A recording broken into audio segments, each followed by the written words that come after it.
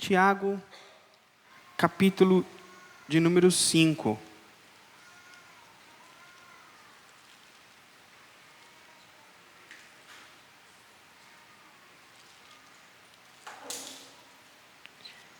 Tiago 5.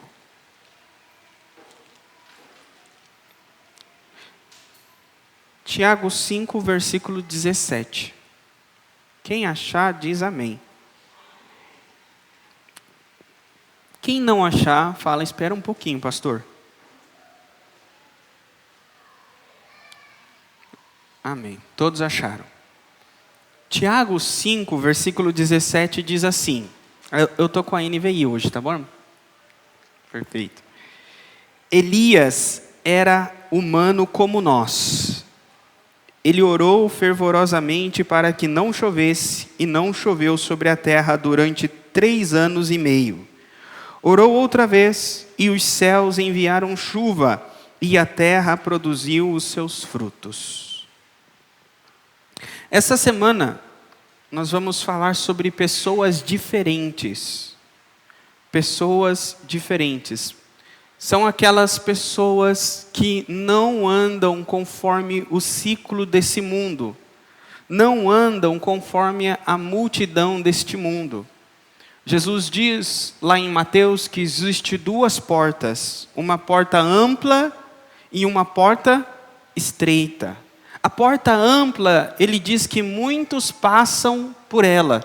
E a porta estreita, o caminho estreito, são poucos que passam por ele. As pessoas diferentes são aquelas pessoas que trilham o caminho estreito. Não são aqueles que trilham o caminho longo.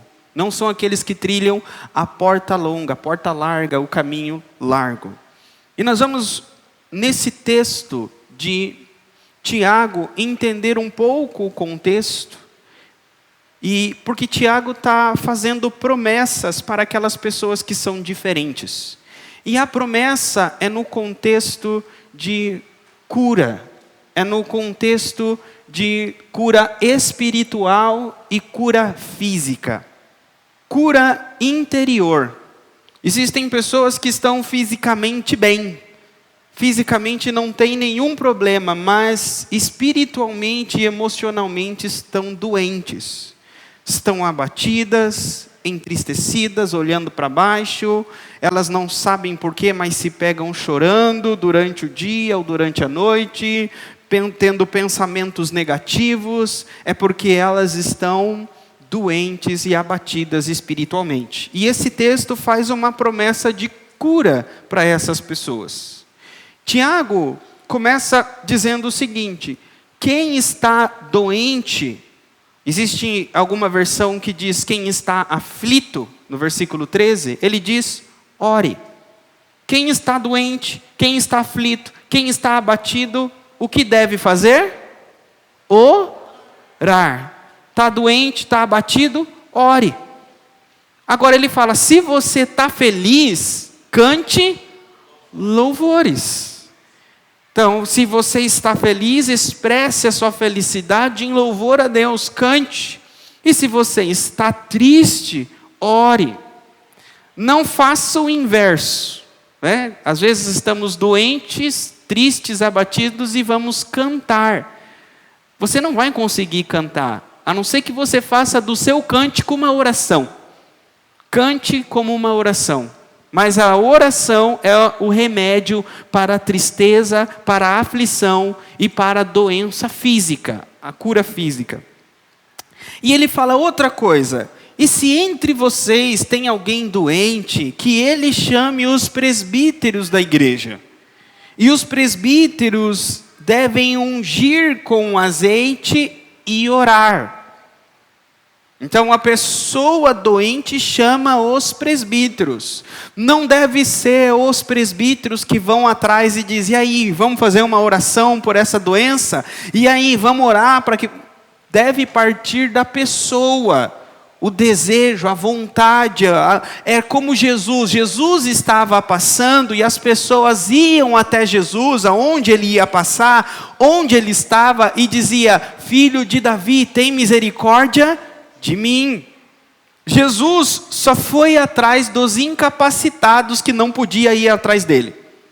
Aquele que estava lá num tanque de Betesda, os paralíticos que não podiam ir até ele, ele foi até eles. Mas muitos que podiam, que tinham perna, eles que iam até Jesus. Então, da mesma forma, quem está doente, aflito, abatido, doente fisicamente, chame o teu pastor, chame um líder da igreja e peça para que ele ore por você.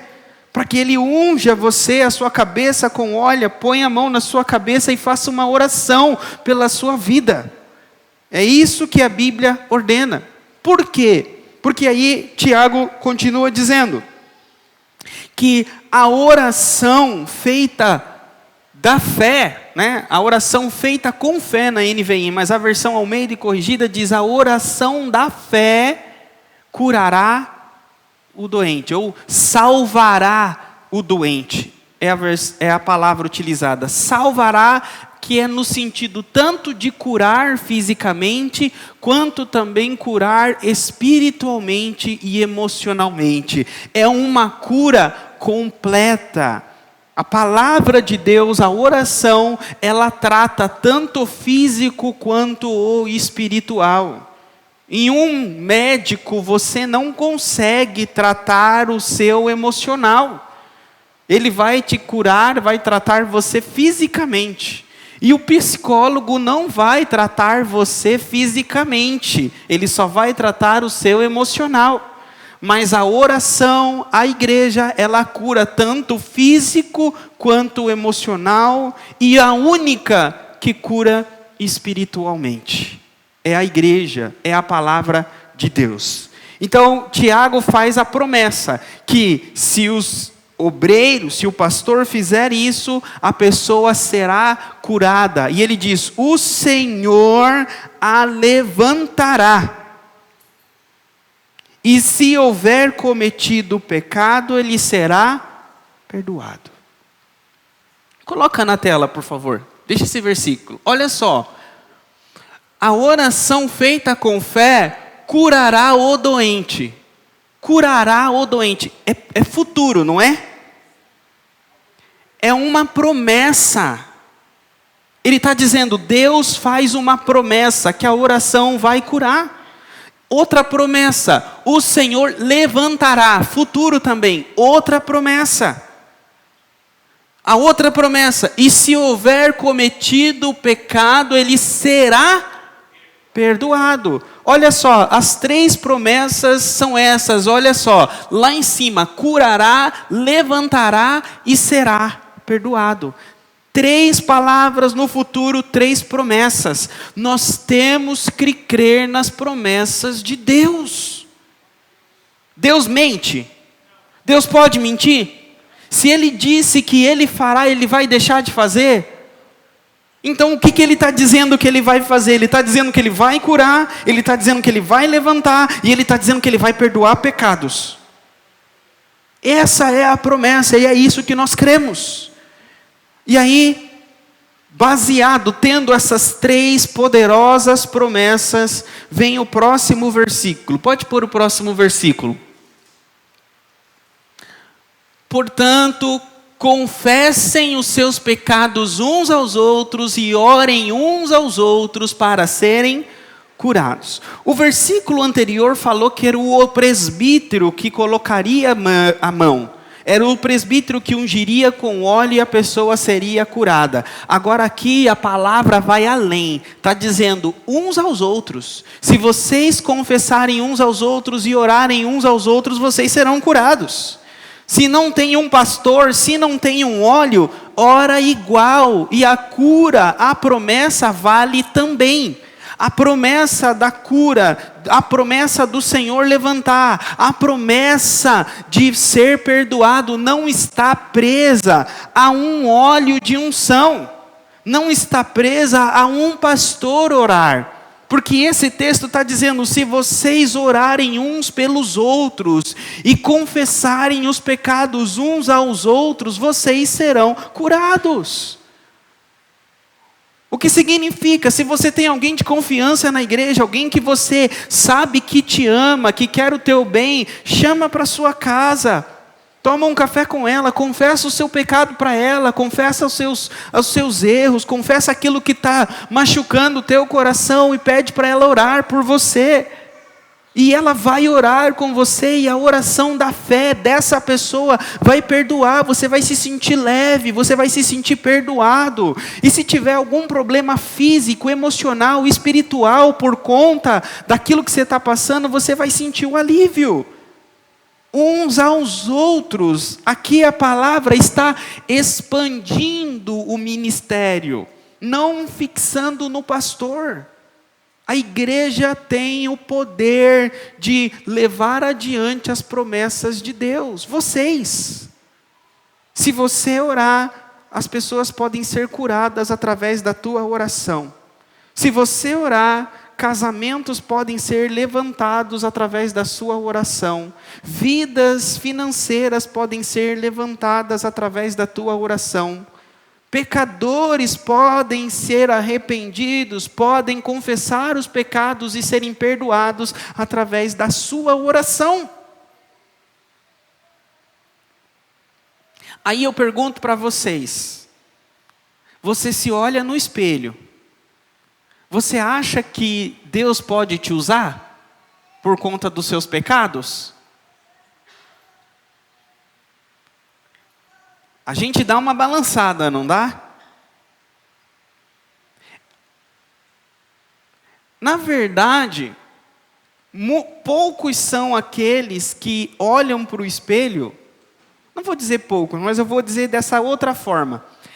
É mais fácil nós olharmos no espelho e, às vezes, ou muitas das vezes dizer, não, o Senhor jamais vai me usar porque eu sou pecador. Agora, é muito mais fácil outros olharem para nós e dizer, não, nunca Deus vai usar essa pessoa, porque ela é pecadora, ele é pecador. Eles vão dizer, como não? Você foi lá na casa da a irmã Ilza, lá na irmã Machadinho, você acha que ela tem algum poder a oração dela? Ah, você vai lá na casa do outro irmão que estava fazendo isso para ele orar por você? Aquele pecador. Não vai ser curado. E aí vem o outro versículo, pode colocar. Antes, por favor. A oração de um justo é poderosa e eficaz. Essa é a palavra de Tiago, que vocês têm que crer. A oração de um justo é poderosa e eficaz. Vocês precisam crer que vocês são esse justo, que a oração é poderosa. Você é o justo, que a oração é poderosa. E a oração do justo, ela é poderosa e eficaz, ou seja, ela é poderosa e eficaz, e o resultado é que ela curará, ela levantará. Aí você fala assim, pastor, mas eu não tenho nada de justo, eu sou pecador, e agora eu vou mostrar para vocês a oração de um justo pecador. Vocês querem ver na Bíblia a oração do justo pecador? Querem aprender? Então vamos para Gênesis 20.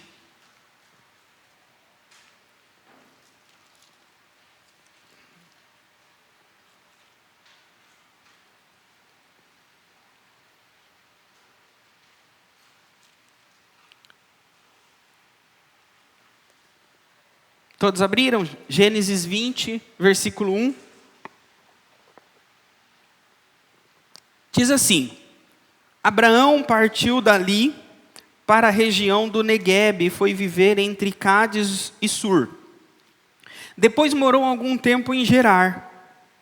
Ele dizia que Sara, sua mulher, era sua irmã. Então Abimeleque, rei de Gerar, mandou buscar Sara e tomou-a para si. Certa noite, Deus veio a Abimeleque num sonho e lhe disse: você morrerá.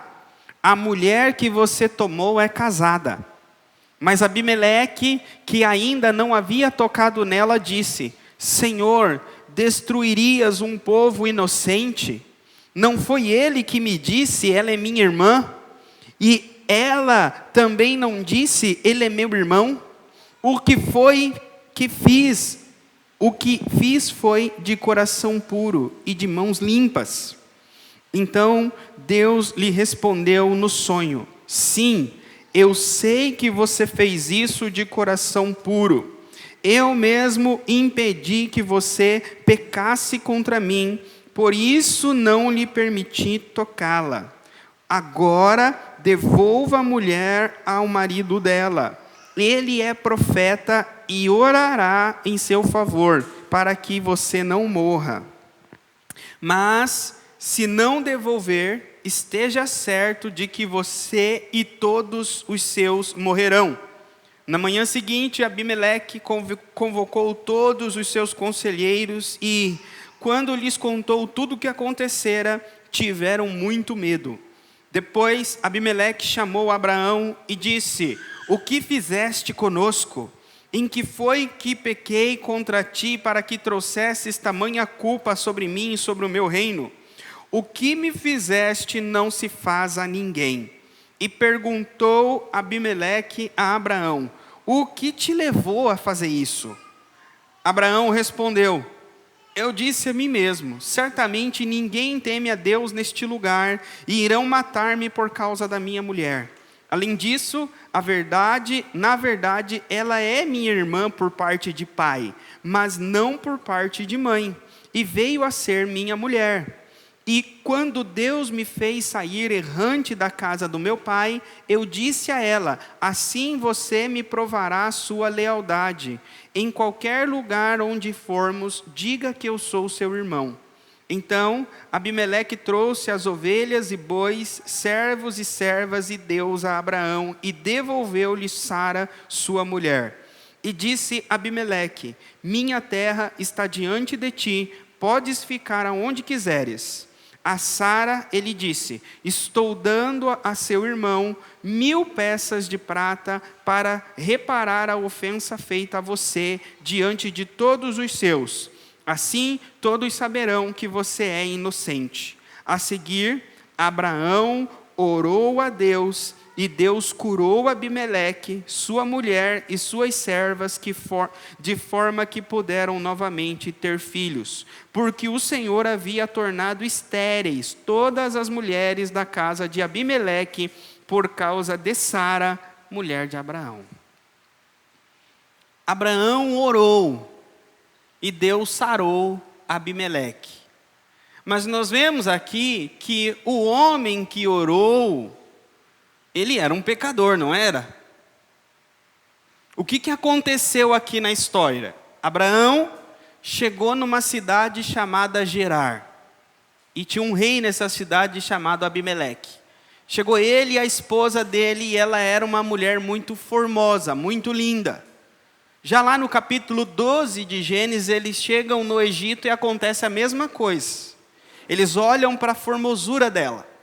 E esse rei chamado Abimeleque toma a mulher de Abraão para o seu harém, para se tornar mulher desse rei.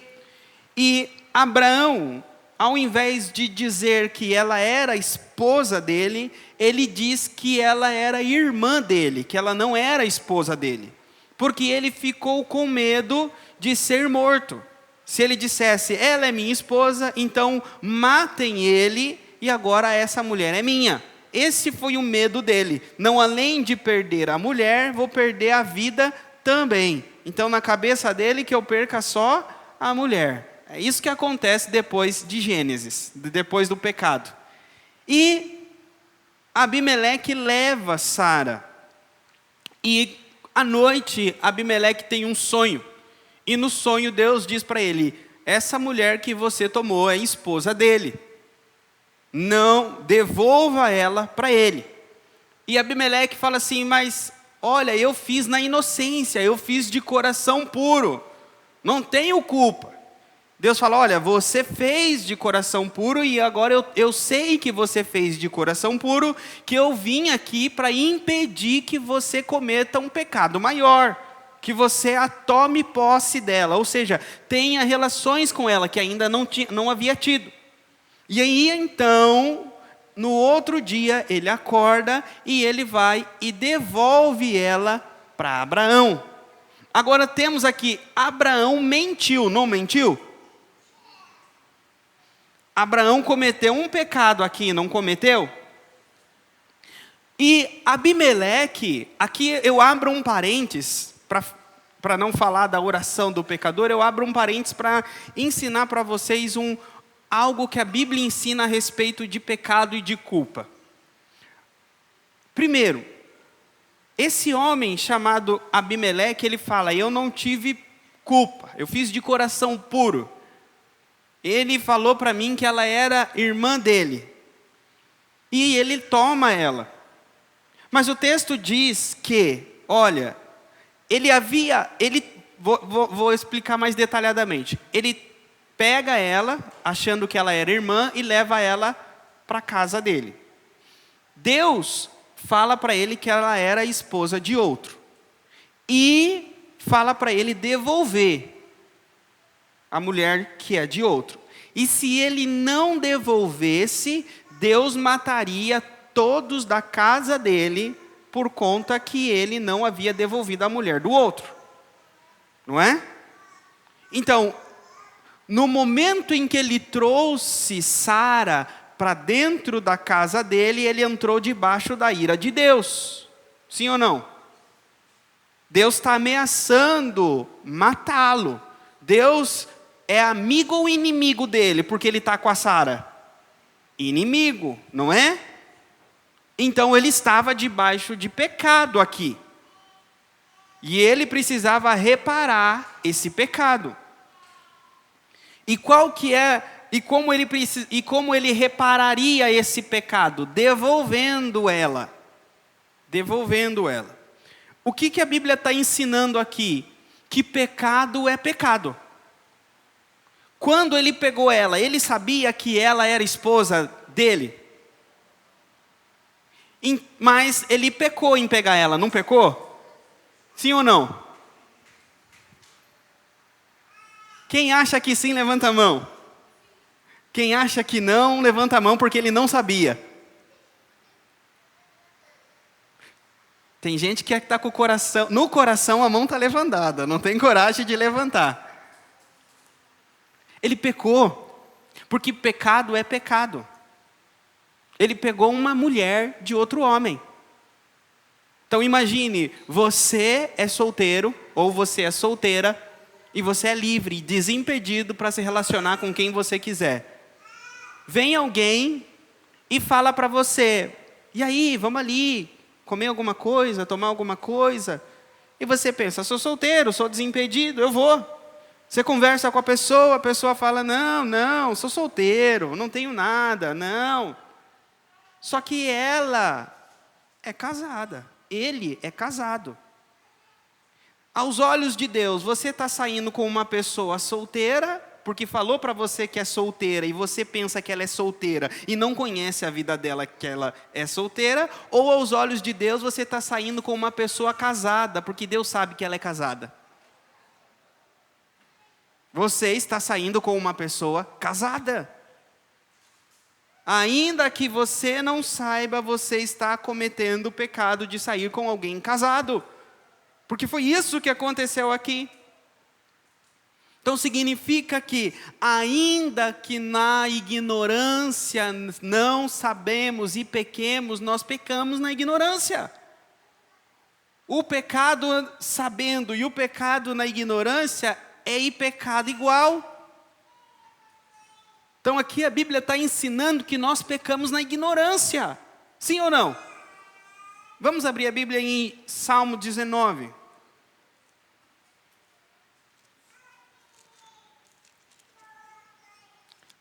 Salmo 19, versículo 12.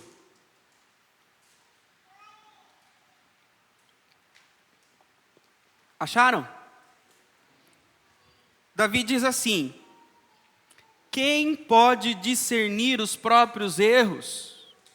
Eu falo assim, quem pode reconhecer todos os seus erros, todos os seus pecados, todas as suas falhas? Aí ele vira para Deus e fala o seguinte: absolve-me dos que desconheço. Me perdoe dos meus pecados que eu cometo na ignorância. Perdoa-me, Senhor, dos pecados que eu cometo sem saber que estou pecando. É isso que Davi está ensinando aqui, que nós pecamos na ignorância. Só que o pecado de Abimeleque não foi só na ignorância. O pecado de Abimeleque foi induzido por Abraão. Sim ou não? A mentira de Abraão levou Abimeleque a tomar a mulher porque ele achou que ela era irmã. Sim ou não? Agora, os homens, nós, viramos para Deus e falamos assim: ó, se você é justo, esse pecado eu não tenho culpa. Ele que falou para mim. Não é assim que a gente trata com Deus? E Deus faz o quê? Você pecou igual. Você não sabia, mas você cometeu o pecado, vai e repara. Quem tinha que reparar? Foi quem mentiu ou foi quem foi mentido no texto? Quem tinha que reparar? Aquele que primeiro foi e mentiu, Abraão, ou Abimeleque, que caiu na mentira, caiu no erro e agora ainda tinha que devolver a mulher do outro? Quem tinha que reparar a situação? Abimeleque, o que caiu na mentira. No nosso olhar, a vítima da mentira, não é? A vítima da mentira tinha que reparar com Deus. Nós gostamos de virar para Deus e falar o seguinte: ó, trata com ele, trata com ela. Quem mentiu foi ele, quem mentiu foi ela. Eu não tenho culpa. Ah, eu era ignorante, ele me enganou, ela me enganou, ele me iludiu, ela me iludiu. Ou falamos igual no Gênesis, não é? A mulher que tu me deste, a serpente me enganou. Nós terceirizamos, nós não assumimos a culpa. E por isso que continuamos doentes. Doentes emocionais, doentes espirituais, doentes físicos. Por quê? Porque sempre a culpa é de alguém. Uma hora é do marido, outra hora é do filho, outra hora é do inverno, outra hora é do verão, outra hora é da comida, outra hora é do carro, outra hora é do cachorro, outra hora é do gato. Sempre a culpa é de alguém, nunca é nossa. Como que nós vamos confessar um pecado? Como que nós vamos ser curados de culpas se nós não admitimos elas? Nunca.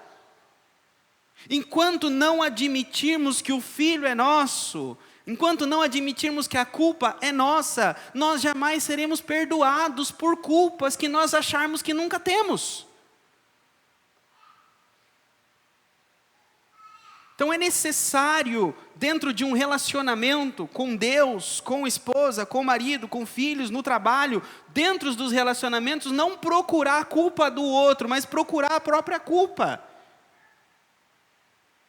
Vamos dizer que eu tenho aqui um argumento, uma discussão com um de vocês.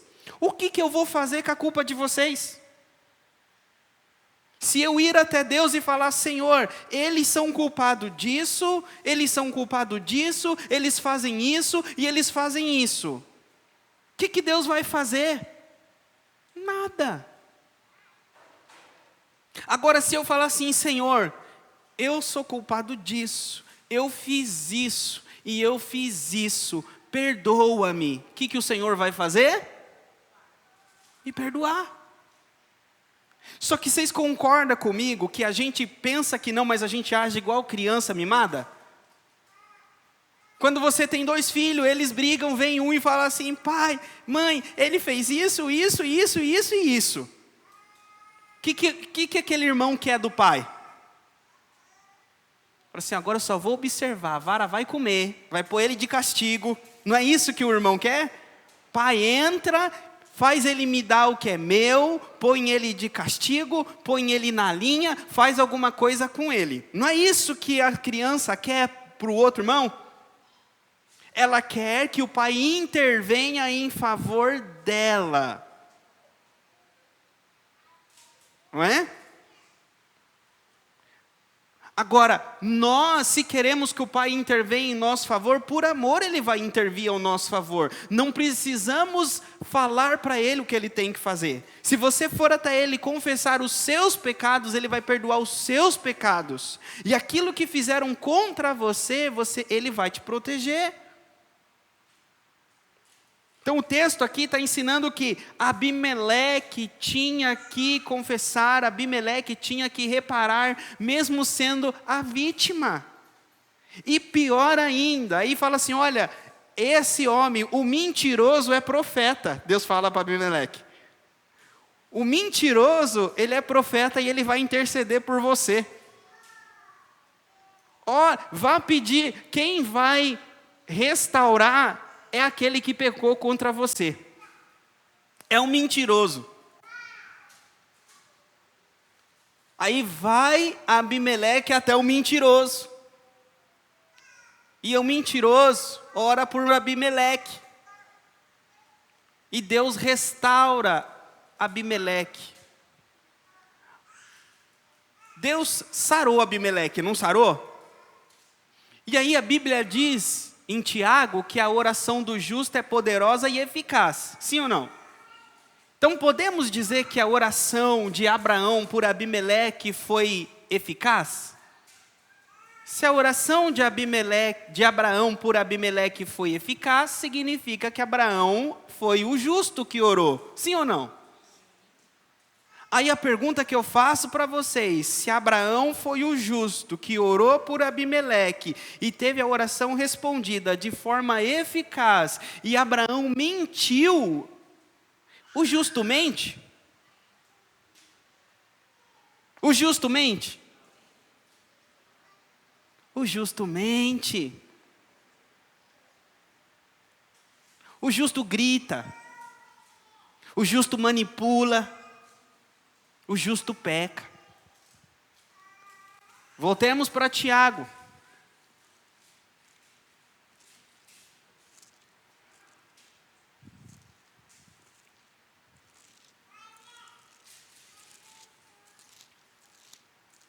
Tiago 5,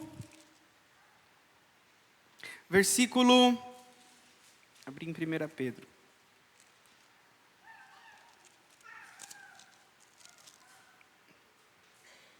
17.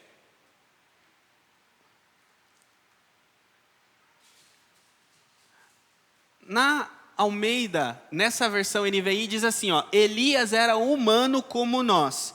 Gabi, põe a Almeida corrigida, por favor.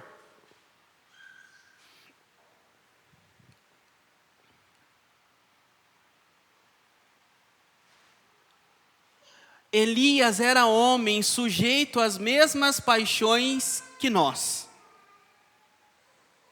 O justo é humano e o justo é sujeito às paixões. Mas pastor, esse texto não fala que o justo peca, só fala que ele é sujeito às paixões. Então significa que o justo só é sujeito às paixões, mas nunca peca. Não condiz com o testemunho bíblico. Eu vou dizer o nome de alguns e vocês vão dizer se eles são justos ou não. Pedro é justo? Ele pecou? Paulo é justo? Ele pecou? Davi é justo? Ele pecou? E aí posso falar todos da Bíblia, não podemos? E daí eu digo para você a mesma coisa. Todos os justos pecam. A diferença é que os justos não vivem no pecado. Ele não tem um pecado como estilo de vida. Vamos para 1 João.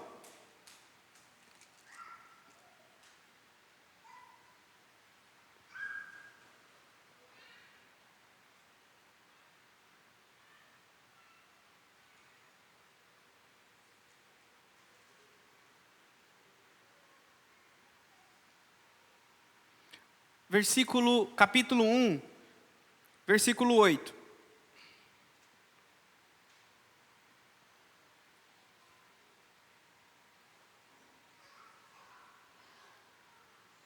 Diz assim: se afirmarmos que estamos sem pecado, ou seja, que a gente não peca, que o justo não peca, enganamos a nós mesmos e a verdade não está em nós.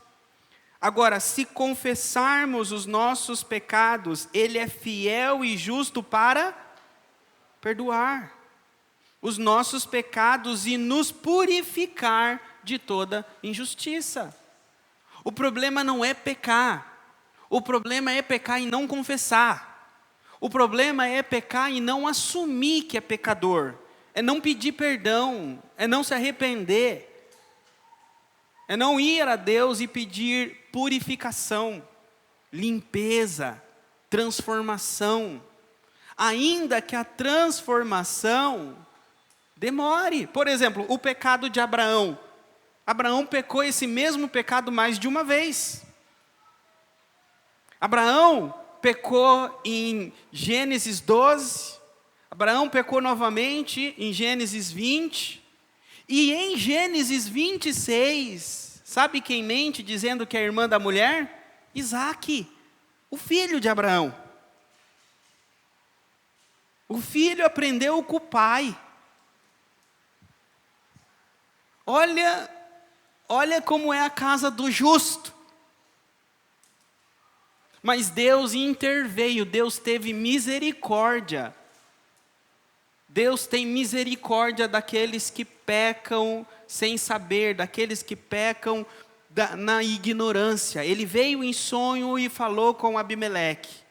O apóstolo Paulo, em 1 Timóteo, ele diz assim, que ele alcançou misericórdia porque ele fez na ignorância. O que ele fez na ignorância? Ele perseguiu a igreja, maltratou a igreja, mas ele fez na ignorância, por isso ele alcançou misericórdia. Deus tem misericórdia para aqueles que cometem os pecados na ignorância. Então o justo peca, só que o justo confessa, o justo se arrepende e o justo procura não praticar mais. O justo, ele é reconhecido por uma vida de justiça. Ele procura guardar os seus pés, guardar os seus caminhos, mas ele vai tropeçar. Uma hora ele vai tropeçar, mas aquele tropeço, ele é marcado, primeiro, por ser longo e não ser contínuo. Então, esse é o ponto. Deus usa vocês, ainda que vocês pequem, mas confessem os pecados de vocês. Não andem no pecado. Não andem no pecado, confessem, e enquanto vocês confessarem, Deus purifica. Confessem, se arrependam, peçam perdão a Deus. E Deus vai usar vocês. Essa é a característica de pessoas diferentes. Pessoas comuns pecam e andam no pecado. Pessoas diferentes, elas pecam, são homens comuns, sujeitos às paixões, mas elas oram. De mãos limpas, de coração limpo, pedem perdão, e elas veem o agir de Deus. Pastor, por último, ele é justo porque ele anda na justiça? Não. Ele é justo porque foi justificado por Deus. E por ter sido justificado por Deus, ele anda na justiça. Ninguém alcança o título de justo. Aos olhos de Deus, todos são pecadores. Justos são aqueles que Deus separa e Deus chama de justo.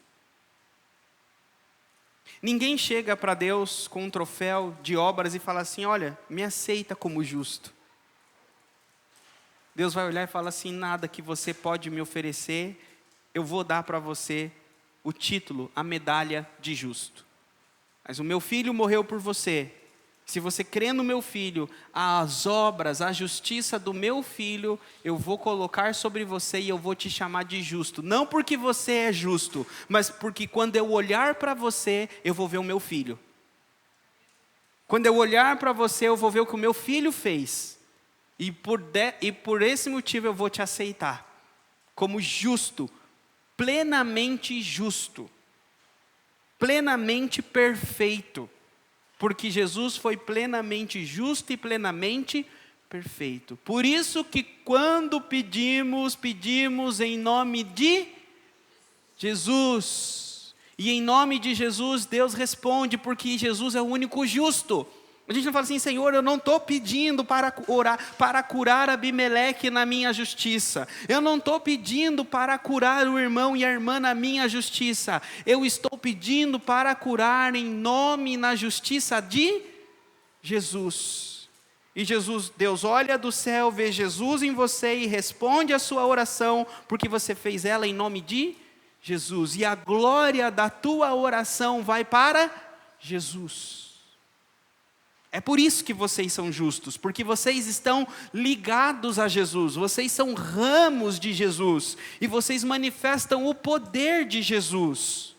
Deus tinha um relacionamento, uma promessa, uma aliança com Abraão, e não com Abimeleque.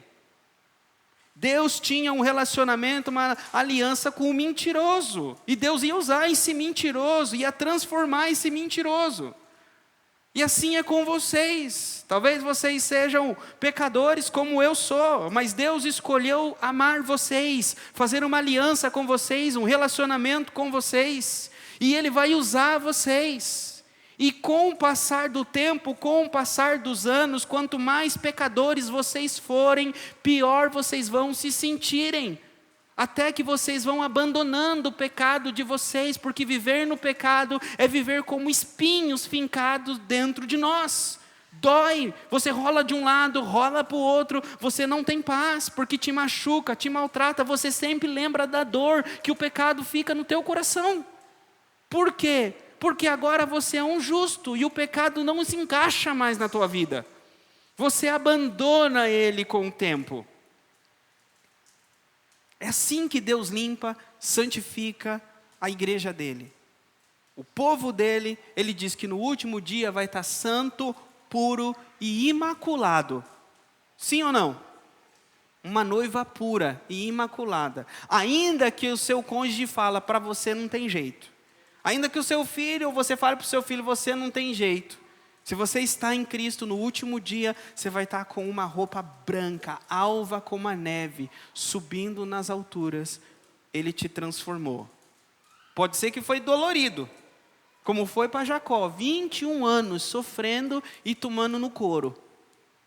Por quê? Porque é dura serviço, difícil de obedecer, mas o Senhor fala assim, eu tenho todo o tempo do mundo para te transformar. Eu tenho todo o tempo do mundo. Quanto a você, você é igual o boi selvagem. Quanto mais você se debater no aguilhão, mais você vai se machucar.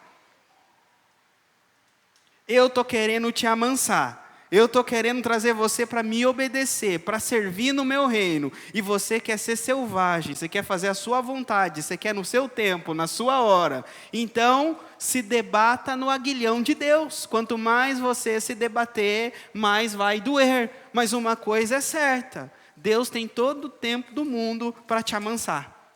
Agora você já está no curral de Deus. Você já é dele. Uns demoram mais, outros menos, mas no último dia só vai subir os boi mansos. Amém? Vamos orar? Senhor, obrigado pela tua palavra que é rica, santa e poderosa, como uma espada afiada que penetra o nosso coração para nos moldar, nos transformar, para forçar a nossa consciência a te obedecer, a se render, a se prostrar e a te servir. Porque esse é o único local, é o único ambiente em que há paz, é na tua presença, em obediência à tua vontade. Traz paz para a tua igreja, traz a tua presença para a tua igreja, que eles possam te servir, te adorar, te conhecer, para a glória e honra do nome de Jesus. Amém. Vamos fazer a nossa contribuição, irmãos? Eu vou abrir, os irmãos podem ir preparando as ofertas de vocês, os dízimos, quem for dizimar pode vir à frente.